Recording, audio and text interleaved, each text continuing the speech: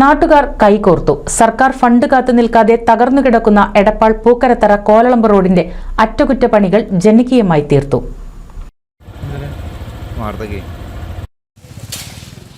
എടപ്പാൾ പൂക്കരത്തറ കോലളമ്പ് റോഡിന്റെ അറ്റകുറ്റപ്പണികൾ ജനകീയമായി ആരംഭിച്ചു.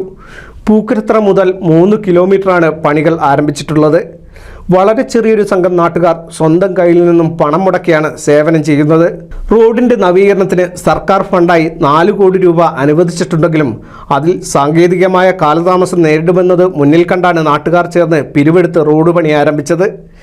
ഗവൺമെന്റിന്റെ ഒരു ഫണ്ട് ഇതിന് പാസ്സായിട്ടുണ്ട്. പക്ഷെ അത് കുറച്ചും കൂടി കാലതാമസം എടുക്കുന്നുള്ള നിലക്ക് ഇപ്പോൾ താൽക്കാലികമായിട്ട് ഒരു യാത്രാക്ലേശം പരിഹരിക്കുന്നതിന്റെ ഭാഗമായിട്ട് ജനങ്ങളൊക്കെ ഒത്തൊരുമിച്ചിട്ട്, നാട്ടുകാരെല്ലാം കൂടി ഒത്തൊരുമിച്ചിട്ട് താൽക്കാലികമായിട്ടുള്ള ഒരു പാച്ച് വർക്ക് ചെയ്യുകയാണ്.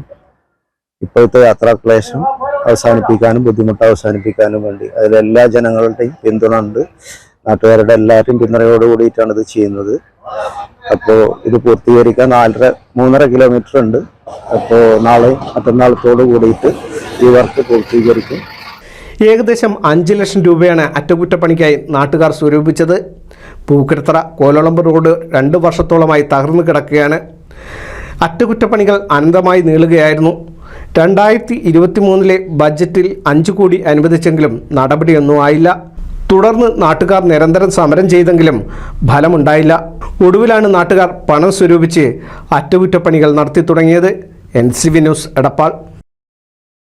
പുതുമയണിഞ്ഞ് എടപ്പാൾ കാലത്തിനൊത്ത മാറ്റവുമായി എടപ്പാളിൽ വിവാഹ wedding mall, Crescent plaza building, Kuttippuram road, Edappal.